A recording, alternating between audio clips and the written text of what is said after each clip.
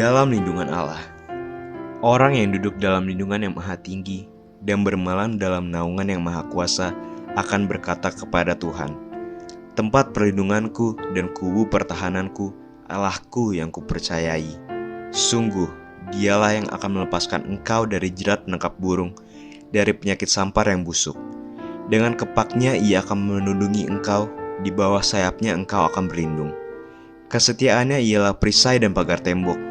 Engkau tak usah takut terhadap kedahsyatan malam, terhadap panah yang terbang di waktu siang, terhadap penyakit sampar yang berjalan dalam gelap, terhadap penyakit penular yang mengamuk di waktu petang. Walau 1.000 orang rebah di sisimu dan 10.000 di sebelah kananmu, tetapi itu tidak akan menimpamu.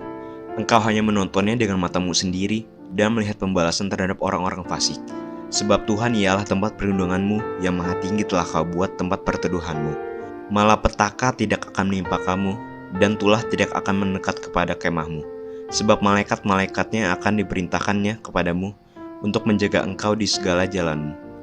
Mereka akan menatang engkau di atas tangannya, supaya kakimu jangan terantuk pada batu. Singa dan ular tedung akan kau langkahi, engkau akan menginjak anak singa dan ular naga. Sungguh, hatinya melekat kepadaku, maka aku akan meluputkannya. Aku akan membentenginya sebab ia mengenal namaku. Bila ia berseru kepadaku, aku akan menjawab. Aku akan menyertai dia dalam kesesakan. Aku akan meluputkannya dan memuliakannya. Dengan panjang umur akan kukenyangkan dia, dan akan kuperlihatkan kepadanya keselamatan daripadaku. Revival bukanlah hal yang asing di telinga kita sebagai insan Pentakosta. Karena kita percaya bahwa kebangunan rohani itu memang nyata adanya. Bahkan kita percaya kita ada di dalam suatu gerakan Roh Kudus di akhir zaman, yang kita kenal sebagai Pentakosta ketiga. Lalu bagaimana harusnya kita sebagai insan Pentakosta meresponi revival? Mari kita bahas dalam Voice of Pentecost kali ini. Tahukah saudara, pada tanggal 8 Februari 2023, ada kebangunan rohani yang viral di berbagai media sosial. Sekelompok mahasiswa mengalami lawatan Allah di kampus mereka. Hal ini terjadi saat mereka berdoa, memuji, dan menyembah Tuhan bersama-sama. Bukankah ini mirip dengan apa yang terjadi di Kisah Para Rasul 2? Kejadian tersebut terjadi di Universitas Asbury, Kentucky, Amerika Serikat, yang pada akhirnya menyebar ke berbagai universitas lain di Amerika. Nah, yang menarik, kebangunan rohani yang serupa juga pernah terjadi di beberapa tempat lainnya. Yang pertama, The Wales Revival pada tahun 1904 di Wales. Yang kedua, The Azusa Street Revival pada tahun 1906 di Los Angeles, California. Yang ketiga, The Toronto Blessing di bulan Januari 1994 di Toronto, Kanada. Saudara, kebangunan rohani juga pernah terjadi di Indonesia, di mana ada 2 juta orang Indonesia yang datang kepada Kristus pada tahun 1965. Hal itu terjadi di tengah kekacauan politik pada saat itu. Kemudian ada kebangunan rohani Soe, Timor pada tahun 1965. Kebangunan rohani di Nias pada tahun 1916 sampai 1922. Yang luar biasa, lawatan Tuhan masih terjadi saat ini, dan bahkan melalui gereja kita. Healing Movement Ministry melalui Healing Movement Crusade yang dimulai di Bandung pada 8 Agustus 2006 hingga akhir 2019 telah diadakan sebanyak 318 kali dan menyentuh ratusan ribu orang dengan kuasa kesembuhan dari Tuhan. Saudara, dalam perjalanan kebangunan rohani global dan di Indonesia, kita memahami bagaimana kebangunan rohani yang sungguh-sungguh terjadi, diawali dengan orang-orang percaya merasakan lapar dan haus akan kebenaran, mendorong gereja untuk bersatu dalam doa, dalam kondisi seperti rasa sakit melahirkan, yang seperti tertulis di Yoel 2 ayat 28-29, yang diwujudkan dengan pencurahan Roh Kudus yang disertai goncangan, membawa pertobatan besar dan reformasi dalam gereja dan masyarakat. Beberapa hamba Tuhan seperti Pendeta Dr. Insinyur Niko Nyoto Raharjo, Dutch Sheets, Martin L. Jones memberikan beberapa pengertian mengenai revival yang dapat kita simpulkan sebagai proses hidup kembali, pembangunan kembali, dan pemulihan yang dikaruniakan oleh kasih karunia Allah kepada umatnya. Ini menciptakan semangat kesatuan dalam doa dan melahirkan pertobatan serta reformasi di dalam gereja dan masyarakat untuk melakukan kehendak Bapa pada zaman ini. Untuk kita dapat meresponi revival dengan benar, kita perlu mengerti bahwa revival adalah suatu proses yang melibatkan masa pewahyuan, masa membajak, dan masa menuai. Masa pewahyuan adalah saat Tuhan memberikan visi revival pada gereja kita. Kita sudah menerima visi Pentakosta ketiga, membangun menara doa Azusa Street di tempat Pentakosta kedua, dan merespon pesan Tuhan melalui Yeskiel 37 tentang tulang-tulang kering yang hidup kembali. Masa membajak memerlukan respons dari gereja dengan pertobatan, pemulihan, dan pemurnian. Gereja harus menjaga api, kembali kepada kasih mula-mula, berdoa bersama, menghidupkan karunia Roh Kudus, memahami bahasa roh, dan setia dalam pemuritan. Masa penuaian melibatkan manifestasi Kristus dalam kehidupan orang kudus, pertumbuhan benih yang mencapai potensi penuh, dan menghasilkan reformasi gereja dan masyarakat. Dari ketiga hal tersebut, kita sama-sama mengerti bahwa untuk meresponi revival, penting bagi setiap kita umat Tuhan untuk sungguh-sungguh sembahyang. Mencari wajah Tuhan sungguh-sungguh, berdoa sungguh-sungguh, memuji dan menyembah Tuhan sungguh-sungguh, serta berbalik dari jalan-jalan kita yang jahat, sehingga pada waktunya Tuhan akan mendengar dari sorga, mengampuni dan memulihkan negeri kita. Yang selanjutnya, ayo terus percaya dan bersama-sama mengharapkan revival untuk terjadi lagi. Dengan kuasa Roh Kudus dalam Pentakosta ketiga ini, penuaian terbesar dan terakhir sedang dan akan terjadi. Amanat agung Tuhan Yesus pasti diselesaikan. Saudara, untuk penjelasan lebih lengkap dari tim teologi kami, silakan scan QR Code yang tersedia atau buka link yang ada di atas. Tuhan Yesus memberkati.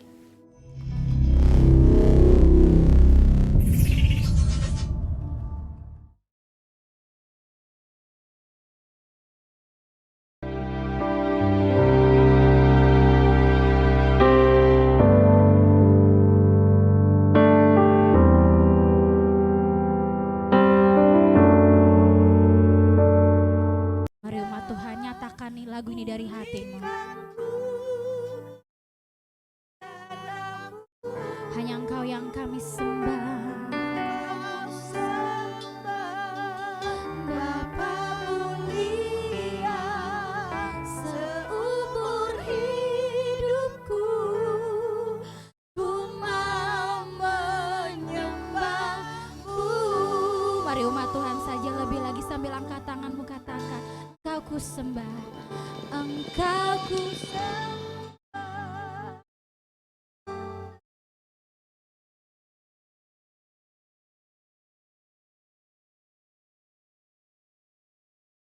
Engkau yang kami sembah, Bapa mulia, seumur hidup. Boleh saya undang kita semua bangkit berdiri. Mari kita bangkit berdiri dan angkat tanganmu lebih lagi buat Tuhan. Katakan, Engkau ku sembah, Engkau ku sembah, Kau yang terindah, pulihkanku dengan darah-Mu. Engkau ku sembah,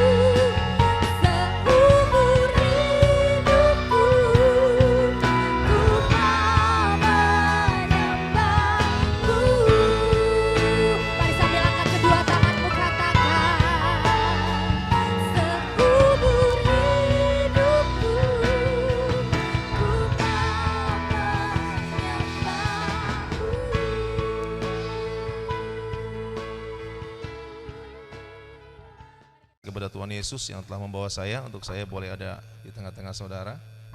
Terima kasih buat Om Andre yang nemenin. Thank you Om Andre ya. Saya panggil Om ya. Ya, saya perkenalkan diri dulu. Saya Pendeta Eliakim. Saya mengembalakan gereja GBI di Kelapa Gading di Cyprus, nama jemaatnya. Di seberang sekolah Al-Azhar atau di samping mall ya, di Ruko. Saya punya 2 orang anak. Yang kecil Christopher, laki-laki itu 19 tahun, dan yang besar Karista 30 tahun. Karista udah menikah, saya punya 1 menantu namanya Richard, dan saya punya 2 cucu. Kenrich itu usianya 8 tahun dan Elrit usianya 2 tahun, jadi punya cucu 2. Istri saya sudah dipanggil Tuhan nanti Maret tahun depan 5 tahun. Ya, beliau sakit kanker selama 11 tahun. Saya tinggal di Bekasi, Harapan Indah. Mungkin itu aja. Ya, saya dulu studi di Semeri Bethel. Ya, S1, S2 saya selesaikan di Semeri Bethel, STT Bethel. Ya, dulu namanya ITKI, sekarang namanya STTBI. Ya. Cukup ya? Hobinya makan bakmi. Iya, kalau nggak nahan diri tiap hari makan bakmi saya. Iya, makanya nih lagi mau nurunin berat nih. Kemarin kena COVID Omicron. Saya ada 4-5 bulan diare terus, lapar terus badannya nggak enak terus, lapar terus, nggak pernah kenyang makan. Jadi naik. Saya naik ada 8 kilo ini. Lagi mau nurunin lagi. Iya. Gitu. Lagi mau nurunin lagi. Udah berat. Ya, enakan kurus. Oke. Saya akan sharing. Udah bisa itunya? Andi bisa nih? Belum nih? Wah, kita mesti bahasa roh dulu nih. Ya, kita kalau orang Pentakosta gitu tuh, kalau nggak bisa setan disalahin. Ya. Selalu setan disalahin. Kalau setan nggak suka nih, kita bahasa roh nih. Tunggu ya, sayang ya. Bikin PowerPoint-nya susah, begadang-begadang nih. Saya dulu saya atlet pencaksilat nasional ya. Saya ada 20 tahun jadi atlet pencaksilat. 19 tahun lah tepatnya ya, 19 tahun lebih saya jadi atlet pencaksilat nasional. Jadi saya atletnya Pak Prabowo. Enggak lagi kampanye. Kan Pak Prabowo kan emang ketua IPSI kan. Gitu. Jadi saya atletnya Pak Prabowo. Saya tahun 2000 itu usia saya 33 tahun, itu adalah karir saya terakhir. PON di Surabaya. Main di Surabaya, PON, udah ngundurin diri.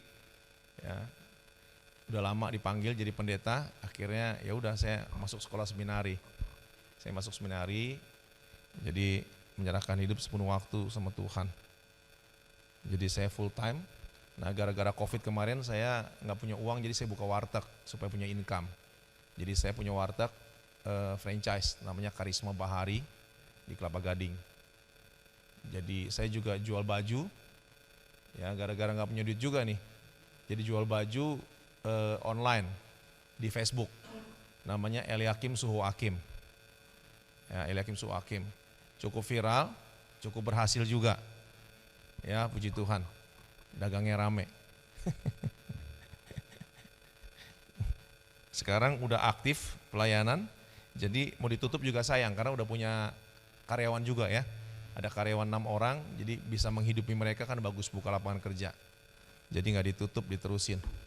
Dan saya udah mentorin orang yang beberapa berhasil juga. Ya, puji Tuhan. Oke, saya mau khotbah ini, jangan takut.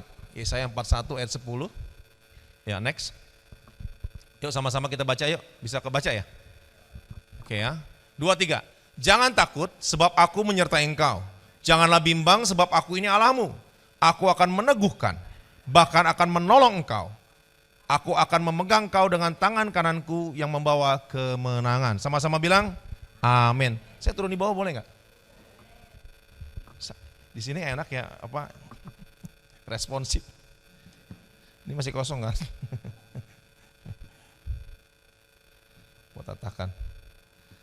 Oke, lewat nats ini kita akan belajar tentang 3 hal. Ya, lewat Yesaya 41 ayat 10 ini kita akan belajar tentang 3 hal. Yang pertama, ya, kenapa kita jangan takut? Next, Pak. Ya, kenapa kita jangan takut?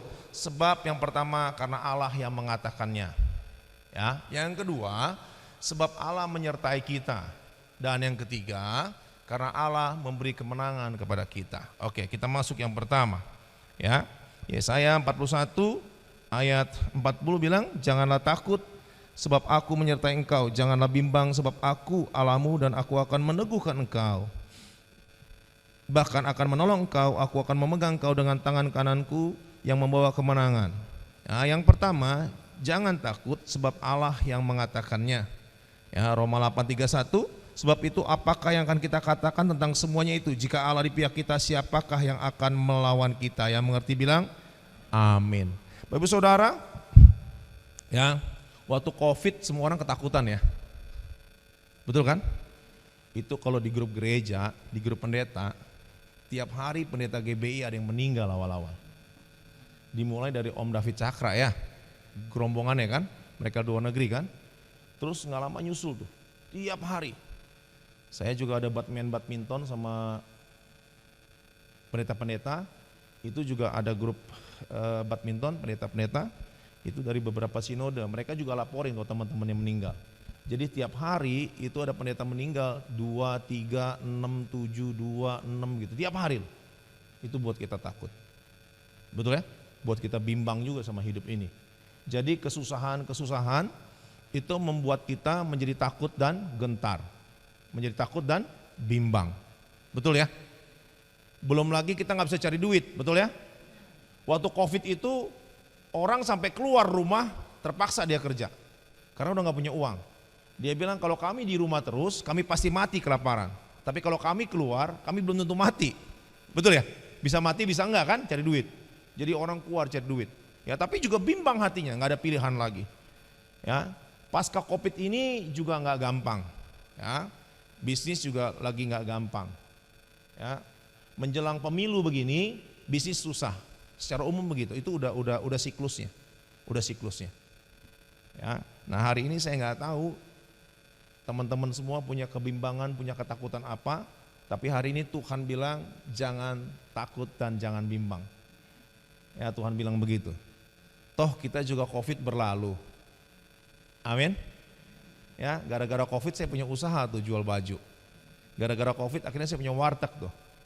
Lumayan juga. Ya, Otak Karisma. Bahari namanya, itu franchise ya. Nah, saya punya jualan baju gara-gara Covid. Jadi Tuhan menggaransi kita dengan namanya. Ya. Saya ingat satu cerita ketika 3 pengintai masuk ke kota Yeriko. Tahu ceritanya? Tahu ya? Waktu 3 pengintai ini masuk ke kota Yeriko, mereka ketahuan, betul ya? Ketahuan ya? Mereka mau menguasai kota Yeriko, dikirim sama Joshua untuk masuk ke kota Yeriko. Mereka ketahuan. Waktu mereka ketahuan, mereka lari-lari ngumpet di rumah siapa? Di rumah Rahab. Betul? Rahab seorang pelacur. Rahab bukan orang yang percaya Tuhan, betul ya? Ya kan? Nah waktu mereka diumpetin sama Rahab, ini kan cerita rada aneh, betul gak? Aneh gak kira-kira? Kenapa Rahab kok ngumpetin pengintai? Aneh kan? Harusnya Rahab tangkap dong, ini kan musuhnya dia. Ini kan beda bangsa, betul kan? Orang ini kan datang mau menguasai bangsa dia, mau merebut kotanya. Tapi kenapa diumpetin? Betul kan gitu kan? Ini ada satu keanehan, kejanggalan kan, diumpetin. Nah, pengintai-pengintai ini juga merasa aneh, makanya nanya ke Rahab, kenapa kamu nyelamatin kami? Kenapa kamu ngumpetin kami di sini? Rahab jawab begini, nanti kalau kalian udah menduduki kota ini, tolong ingat sama saya dan seluruh keluarga saya.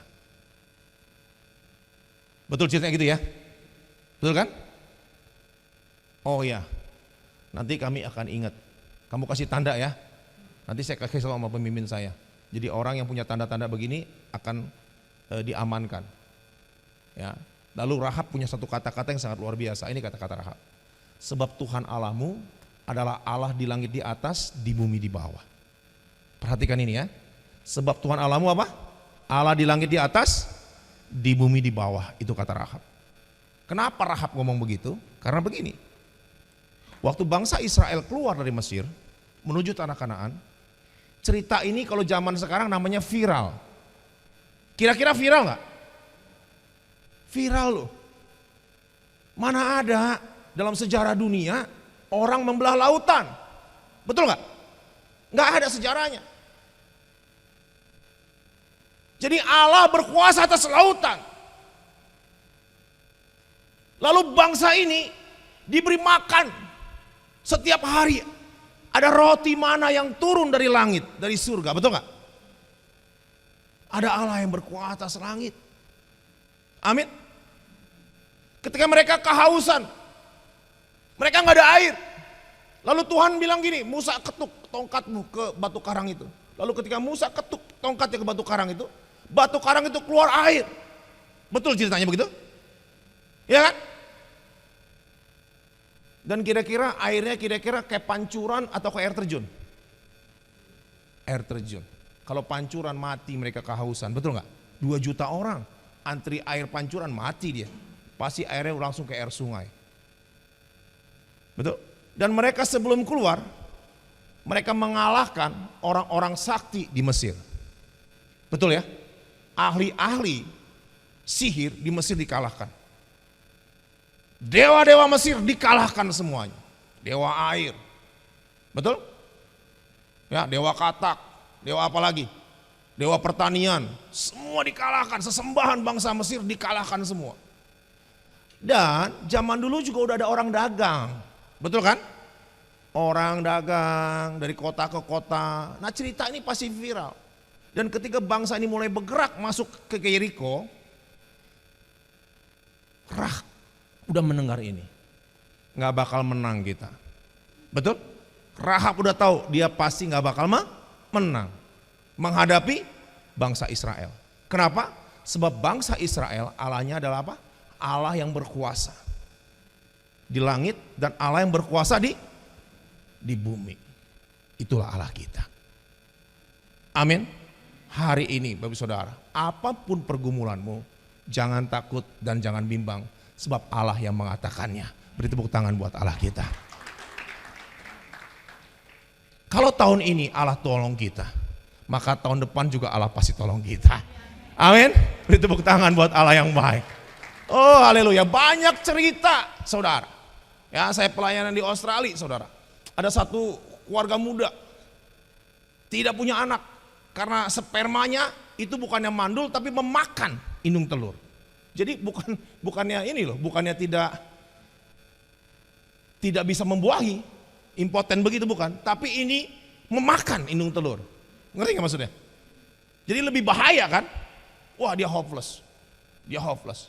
Sangat hopeless. Dia anak muda yang kaya sekali. Kaya sekali. Rumahnya aja 6,5 juta. 6,5 juta dolar. Jadi rumahnya 65 miliar.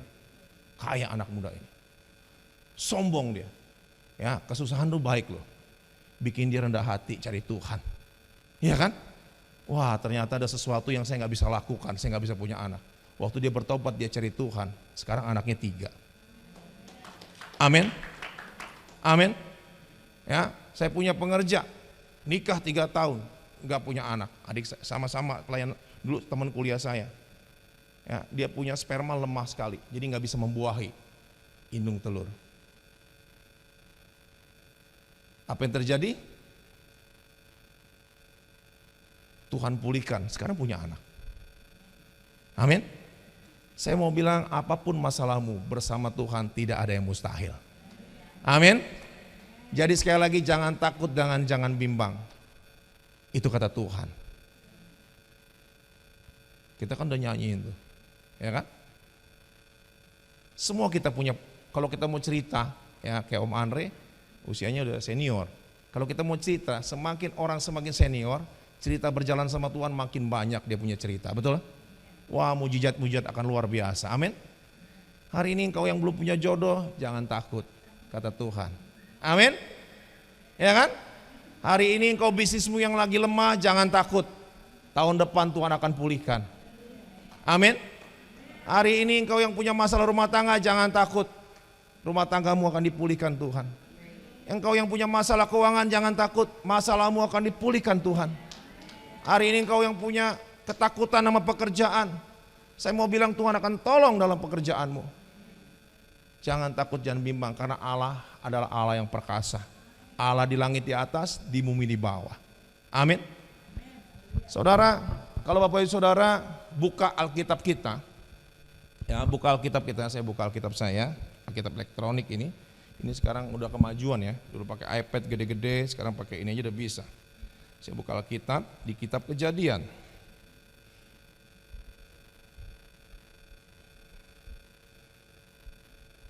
Pasal yang pertama.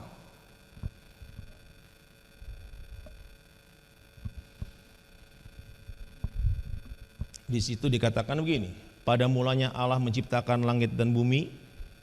Ada kata-kata di situ apa? Pada mulanya Allah menciptakan langit dan bumi. Kalau saudara pindah ke pasal yang kedua, ya, lalu saudara lihat di situ ayat yang di situ udah mulai ayat yang keempat, itu ada mulai kata-kata begini, Tuhan Allah, ya. Ketika Tuhan Allah menjadikan bumi dan langit, belum ada semak pun, bla bla bla. Lalu ada manusia di Eden diciptakan kan? Nah di situ mulai dikati bahasanya udah ditulisnya di situ Tuhan Allah. Selanjutnya ayat 8, selanjutnya Tuhan Allah membuat taman di Eden. Betul begitu ya? Tuhan Allah. Pasal 2 Bapak Saudara, itu di pasal 2. Pasal 2 ayat 8, Tuhan Allah. Kalau Bapak Ibu Saudara ya kan nggak sekolah Alkitab, jadi nggak gitu perhatiin kan. Kalau kita sekolah Alkitab kan kita perhatiin, kita persoalkan. Kenapa pasal 1 pakai Allah aja, pasal 2 udah mulai Tuhan Allah, betul? Dan Tuhannya kok huruf besar, betul nggak? Allah. Nah, saya mau ajarin satu hal. Inilah keindahan Alkitab, inilah sastranya. Ya, kita belajar. Kata Tuhan di situ, kata Allah di pasal pertama itu dalam bahasa aslinya namanya Elohim. Arti Elohim adalah Dia yang ada dengan sendirinya. Dia Alfa dan Omega, yang awal dan akhir, itu Elohim. Ya. Lalu arti Elohim juga begini, Dia yang ada dengan sendirinya, pencipta yang perkasa. Itu arti Elohim. Jadi arti Elohim apa? Dia yang ada dengan sendirinya, pencipta yang perkasa. Itu arti Elohim. Makanya di pasal pertama itu kan penciptaan, betul ya? Ya makanya Elohim menciptakan ini, Elohim menciptakan ini. Jadi pribadi yang berkuasa itu, yang sanggup menciptakan segala sesuatu dari yang tidak ada menjadi ada itu, gitu kalau bahasain, ya kan? Gitu. Jadi pribadi yang ada dengan sendirinya itu, yang awal dan akhir itu, Alfa dan Omega itu, yang maha perkasa pencipta itu, yang mampu menciptakan segala sesuatu dari yang tidak ada menjadi ada itu, lalu menciptakan. Gitu kalau mau kita bahasain, ya kan? Langit cakrawala, bla bla bla bla. Lalu di pasal 2 kan udah ada manusia, udah ada Eden, betul kan? Terjadi namanya perjanjian. Makanya Alkitab kita disebut namanya perjanjian lama dan perjanjian baru. Isinya perjanjian. Tuhan bikin MOU perjanjian dengan manusia. Makanya namanya di situ Tuhan besar. Tuhan besar itu dibacanya Yahweh. Yahweh itu begini artinya, pribadi yang terikat dengan perkataannya. Jadi pribadi yang terikat dengan perkataannya itu, dia yang perkasa itu, yang ada dengan sendirinya itu, yang sanggup menciptakan yang tidak ada menjadi ada itu, buat janji sama manusia. Dan hari ini dia berjanji sama kita, jangan takut, jangan bimbang, karena aku akan beri kemenangan kepada kamu. Beri tepuk tangan buat Tuhan. Amin. Mantap nggak? Mantap nggak Tuhan? Sangat mantap. Itulah kenapa Rahab bilang, sebab Tuhan Allahmu adalah Allah di langit di atas, di bumi di bawah. Itulah kenapa saya bela kamu. Karena saya tahu bahwa bangsa ini gak tahan menghadapi kamu. Karena Allah yang menyertai kamu itu Allah yang luar biasa. Dan Allah yang luar biasa itu adalah Allah juga yang menyertai kita pada hari ini. Yang menyertai kita tahun ini dan juga akan menyertai kita tahun depan. Amin. Wow. Kalau gitu hati kita meluap-luap ya. Bangga banget ya. Ikut Tuhan yang luar biasa itu. Amin. Yang kedua, kenapa kita jangan takut dan jangan bimbang? Jadi yang pertama apa Bapak Saudara? Allah mengatakannya pribadi, pencipta langit dan bumi yang terikat dengan perkataannya. Yang perkasa itu dia berkata kepada kita jangan takut. Dia mengatakan yang kedua, dia janji loh, dia mau nyertai kita. Wow.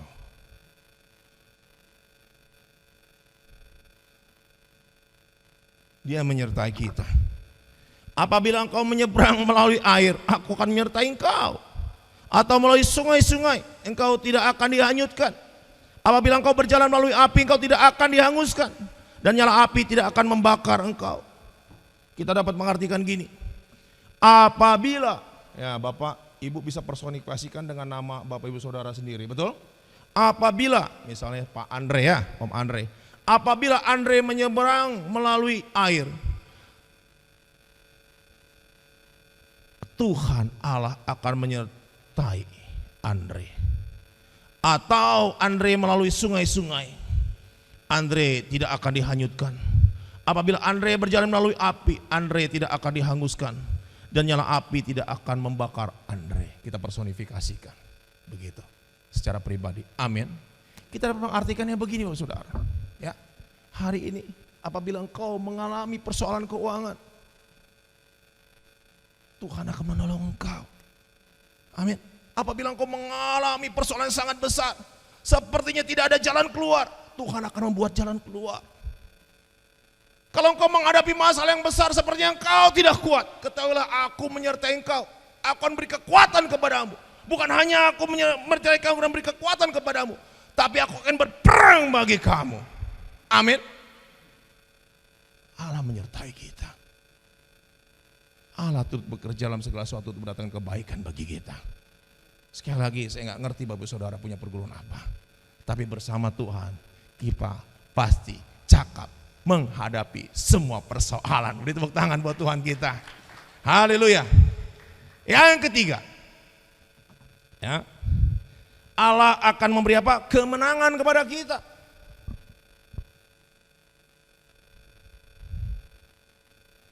Tetapi syukur kepada Allah yang telah memberikan kepada kita kemenangan oleh Yesus Kristus Tuhan kita.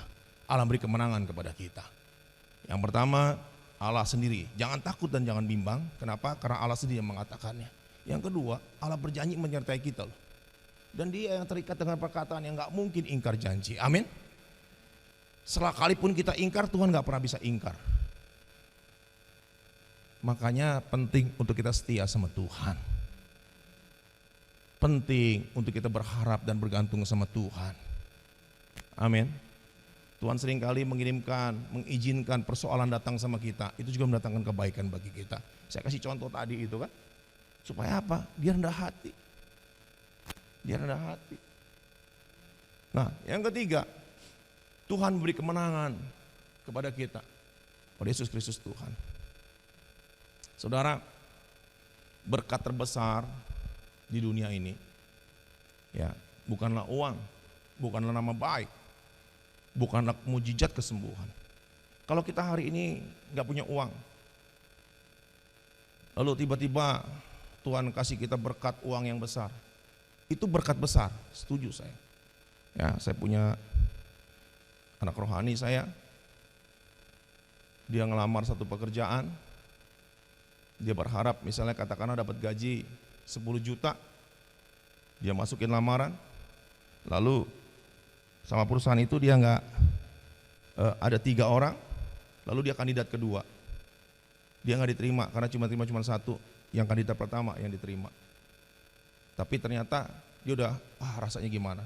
Ternyata kandidat kedua pertama ngundurin diri, ada perjanjian MOU yang nggak bisa sama dia sama perusahaan itu, nggak cocok.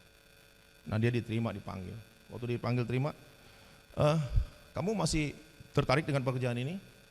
Oh ya mau Pak. Gitu. Oke. Dikasih tahu.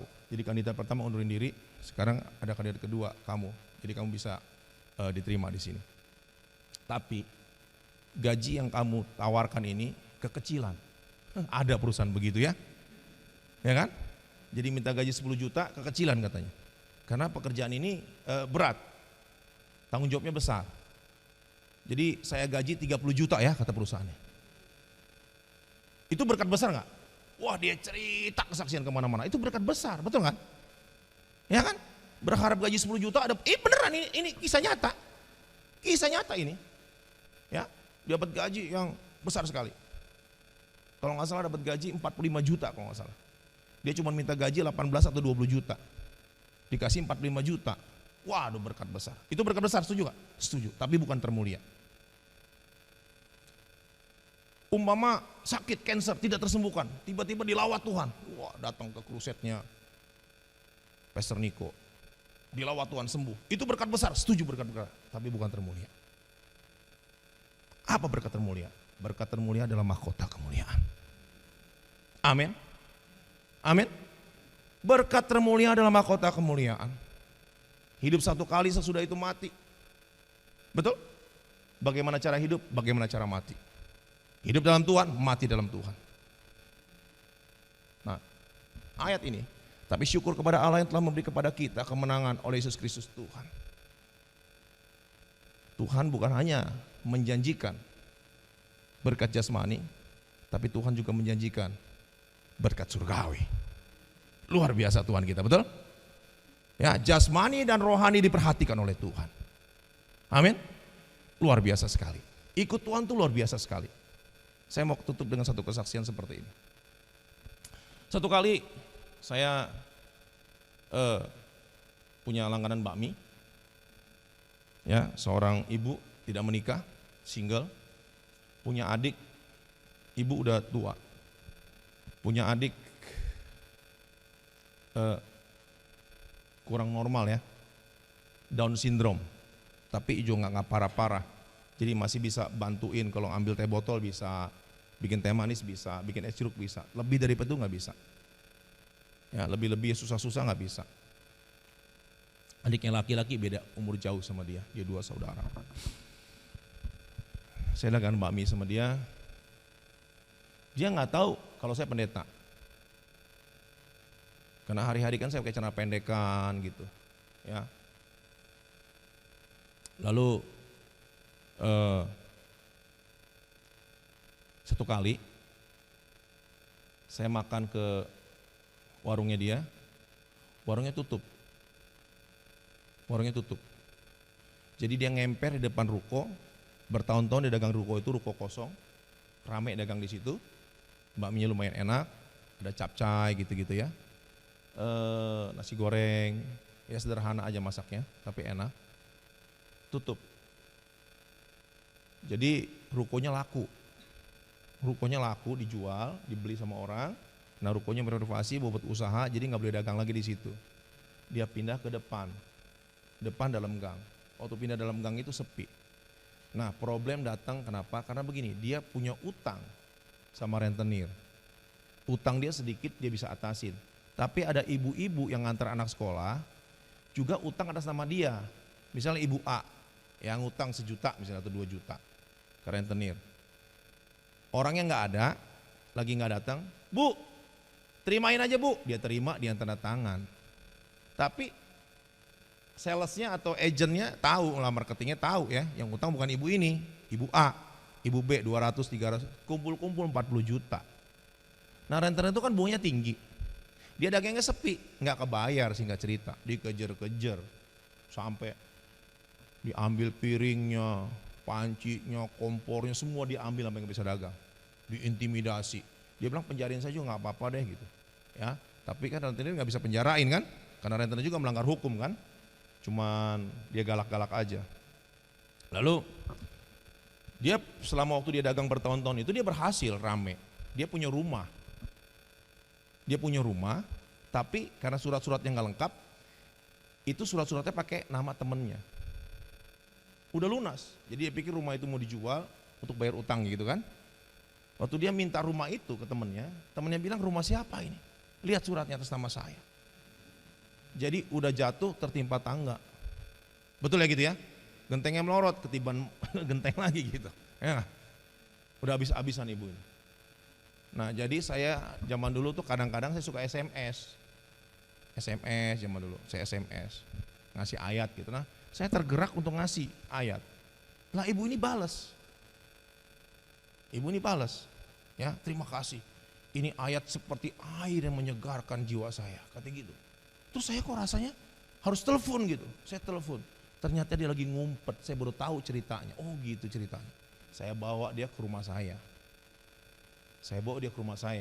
Ya. Saya juga nggak punya uang pada masa itu. Awal-awal jadi pendeta, ya, nggak punya uang saya. Anak saya tuh pernah 2 tahun nggak bayaran sekolah, nggak punya uang, dua-dua. Nah saya bawa ke rumah, saya cari-cari uang, dapat 3 juta lebih. Saya bilang, ibu, ini ada uang 3 juta lebih, ibu bawa aja. Ibu mau kemana? Saya mau keluar kota, Pak. Yakin? Ya udah, keluar kota. Ya, nanti ibu, udahlah. Kalau nanti ada apa kabarin saya. Singkat cerita, saya suruh dia cari gereja. Masuklah di satu gereja, lalu kumpul-kumpul di kul apa gitu kan. Jadi tahu kan, punya masalahnya tahu kan. Jadi gini, ada satu ibu yang tertarik sama dia. Oh gitu ya, kalau gitu nanti saya modalin deh, buka restoran lagi. Itu di depan komplek ini kan ada ruko. Tanyain aja, nanti saya modalin. Tanya berapa harga kontraknya. Singkat cerita ibu ini tanya, waktu ibu ini tanya, kontrak rukonya berapa, udah lapor ke ibu ini. Waktu lapor ke ibu ini, ibunya bilang begini, waduh maaf, uangnya kepake buat anak saya, biaya anak saya sekolah. Gitu. Saya nggak tahu ceritanya ya, tapi orang Kristen kan biasa begitu. Ya biasanya suka tergerak tapi kagak mau bergerak gitu biasanya. Ya, cuman empati ngedoain, duit mah kagak mau keluar, biasa begitu orang Kristen. Ya, kita nggak boleh begitu. Saya merasakan istri saya sakit 11 tahun. Ya, saya tahu orang yang nolong yang nggak nolong tahu saya. Saya benar-benar pepatah yang bilang gini, kalau lu lagi kaya, semua temen lu. Tapi kalau lagi susah, lu tahu siapa yang benar-benar temen lu gitu ya. Saya udah tahu banget begitu. Ya, yang jauh nggak kelihatan juga, kita nggak pernah dengar juga. Kalau dia niat nolong, nyampe duitnya sama kita. Walaupun dia di hutan belantara sono, di Kalimantan mungkin gitu ya, kalau niat nolong duitnya sampai. Tapi yang di samping kita hari-hari kalau niat nolong duitnya kagak nyampe-nyampe. Bahkan itu mungkin saudara kandung kita. Paham gak gitu? Ya, kita jangan begitu. Orang Kristen harus setia memberi. Memberi itu harus mencucurkan air mata. Jangan bilang begini, kalau memberi gua gak suka cita, gua gak mau memberi. Kalau saya bilang kamu bodoh. Memberi benar bersuka cita. Kalau kita memberi teman, tapi kalau kita ngasih ke teman, kata Tuhan gini, kalau kamu memberi, orangnya bisa balas, untungnya buat apa buat lo? Tuhan bilang gitu, betul gak? Makanya Tuhan bilang begini, yang mencucurkan air mata tuh memberi, baru bersorak-sorai, betul gak? Namanya orang kepusingan pasti ikut pusing. Makanya pendeta mah pusing loh jadi gembala. Saya jadi gembala pusing loh. Lebih enak saya keliling-keliling jadi pengkhotbah loh. Ini saya bukan sombong ya, saya jadi pengkhotbah tuh laku loh. Tapi saya memberi diri untuk mengembalakan. Dulu saya khotbah keliling-keliling, pusing. Kalau khotbah keliling-keliling kita nggak pusing, kalau mengembalakan pusing. Yang berantem, yang pelit, yang tersinggungan, belum lagi dengar khotbah kita baperan. Itu khotbah buat gua gini-gini, kok pendeta gini-gini. Kebagusan amat dia. Gua khotbah begadang-begadang berapa hari khusus buat dia. Emang siapa dia? Gitu. Iya kan? Gitu.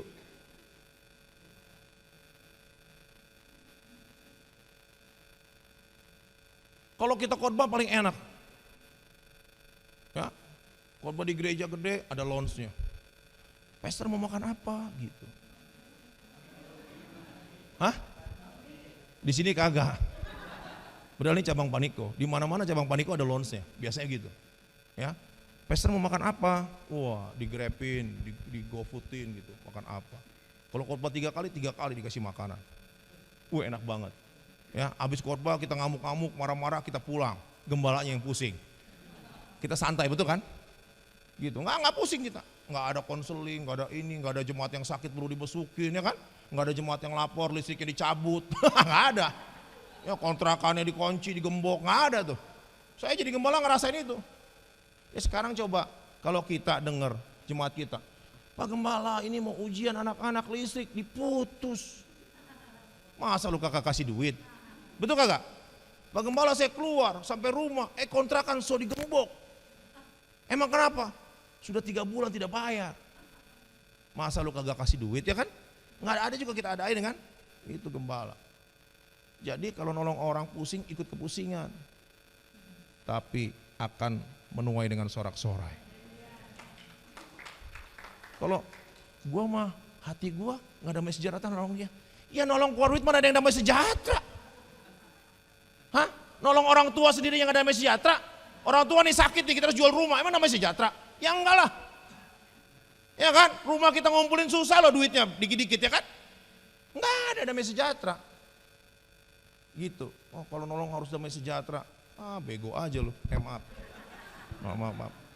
Maaf. Nah. Maaf ya. Maaf. Saya sengaja ngomong bego itu, emang bego. Nah lalu ya, ibu ini, singkat cerita, ibu ini dia udah gak punya pulsa, gak punya kuota, dia nangis jalan di taman. Lalu HP-nya berbunyi, udah putus asa dia sepertinya. Dia ketakutan di luar kota ya, gak punya saudara. Dia kan cuma kabur gara ketakutan kan. Dia gak punya saudara, gak punya siapa-siapa. Dia ketakutan. Dia juga bukan jemaat saya loh, saya tampung di rumah loh. Makanya ikut Tuhan tuh jurusnya taat-taat bodoh. Serius. Kalau pinter ikut Tuhan gak bisa. Gak bisa. Sipuannya banyak gak bisa. Ikut Tuhan mesti taat-taat bodoh. Gak bisa. Kalau pakai sipuan gak bisa. Pakai kalkulator gak bisa ikut Tuhan. Singkat cerita, HP bunyi. Waktu HP bunyi diangkat. Ibu, iya Pak. Dari mana Pak? Ibu yang mau kontrak tempat saya, yang nanya tempat saya. Iya. Jadi nggak? Waduh Pak, maaf Pak, nggak jadi Pak. Kenapa nggak jadi? Sebetulnya bukan saya mau kontrak Pak, saya mau dimodelin orang. Tapi orangnya uangnya kepake buat biaya anak sekolah. Oh gitu. Emang mau usaha apa tadinya? Restoran. Terus saya yang dimodalin Pak. Oh ibu tukang masak? Iya, saya dari muda Pak. Dari kecil saya udah bantuin orang tua masak Pak. Saya tukang masak. Oh masak apa aja? Dia cerita gini-gini. Gimana kalau saya yang modalin? Kata yang punya ruko. Singkat cerita, ibu itu dimodalin 2 ruko. Tadinya mau nyewa 1 ruko, 2 ruko. Full AC restorannya. Pakai sofa-sofa yang bagus. Ibu ini dikasih kamar di atas. Dibeliin full sound system. Dikasih TV, dikasih dulu laserdisc apa sih? Bukan laserdisc yang kecil-kecil tuh. VCD, dikasih mini kompo, dikasih AC kamarnya. Dikasih gaji, dikasih sharing profit, sharing saham. Dikasih saham keuntungan. Ibu ini expect-nya, harapannya dapat tempat tinggal bisa makan aja udah seneng. Betul nggak? Tuhan tuh kalau ngasih luar biasa ya. Wah dia suka cita sekali. Orangnya bilang begini loh, bukan orang Kristen. Orangnya, ini luar kota tapi dia ternyata orang Jakarta. Orang ini punya kontrakan di Sunter banyak, punya kontrakan di Grogol juga banyak.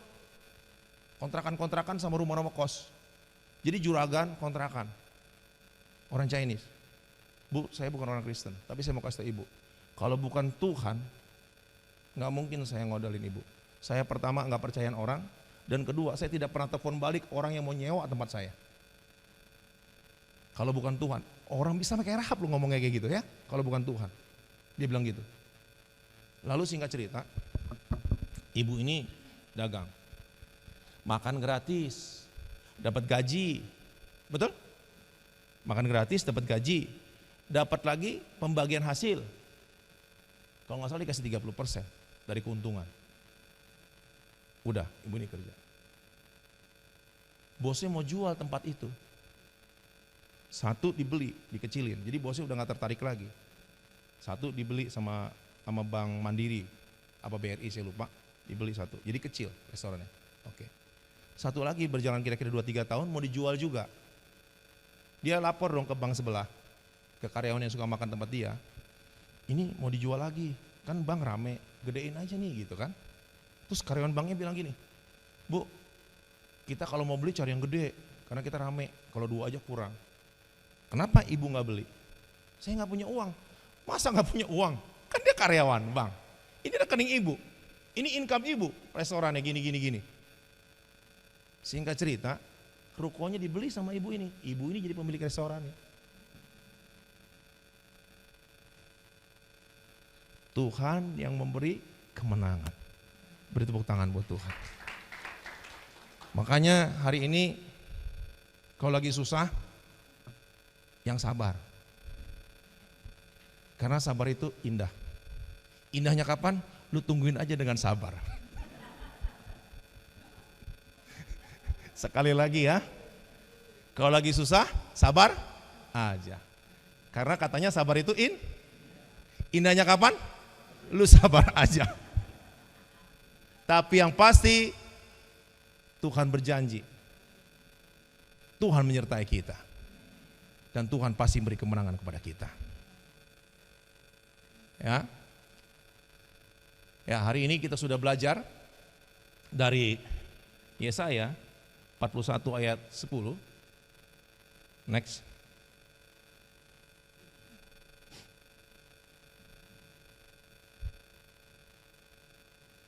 Oh, ini ada quote nih. Ketakutan adalah penjara yang Anda paksakan sendiri, yang akan menghalangi Anda menjadi apa yang Tuhan inginkan bagi Anda. Anda harus melawannya dengan senjata iman dan kasih, kata Rick Warren. Jadi jangan dipenjarakan dengan ketakutan.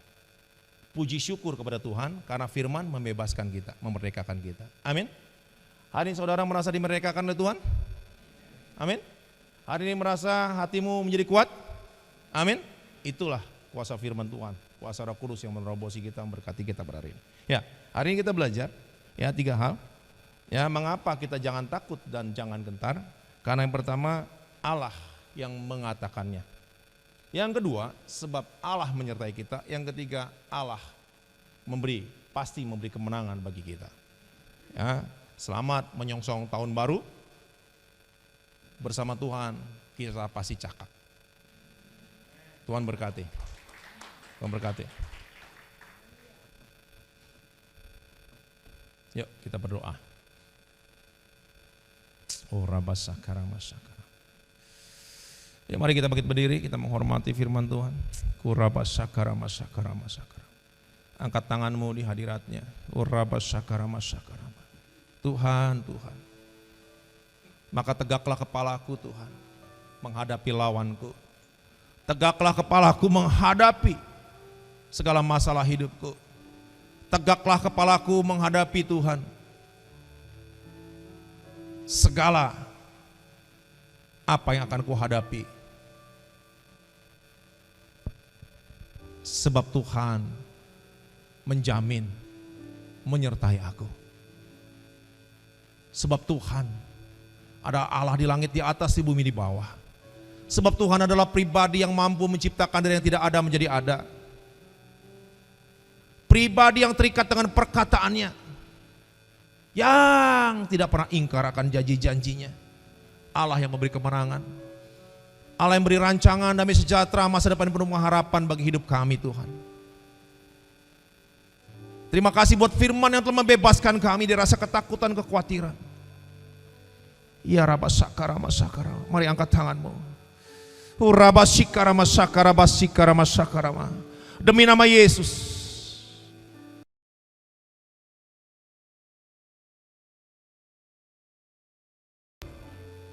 Dipatahkan oleh kuasa Roh Kudus. Dalam nama Yesus. Terima pengurapan yang baru. Urapan yang baru turun atasmu. Dalam nama Yesus. Besarlah hatimu. Kuatlah hatimu. Tegaklah kepalamu. Sebab Allah turut bekerja dalam segala sesuatu untuk mendatangkan kebaikan bagi kehidupanmu. Di dalam nama Yesus. Segala